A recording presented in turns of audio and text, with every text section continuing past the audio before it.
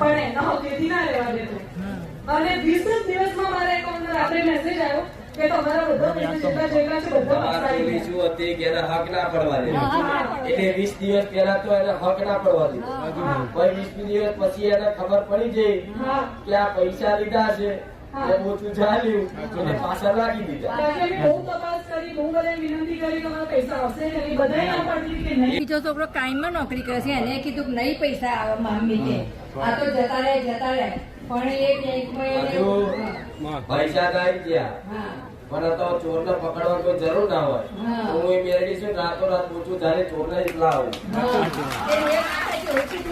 Phone તમે કીધું તું તો ફોન કેમ તમે લીધો કે અહીં કેમ ના લે માણસ ને કે એટલે મારે કહેવાનો મતલબ એમાં તો પૈસા ના તો કઈ પણ તું હોય તું ખરા મેરડીમાં જપ તને નહીં પડવા.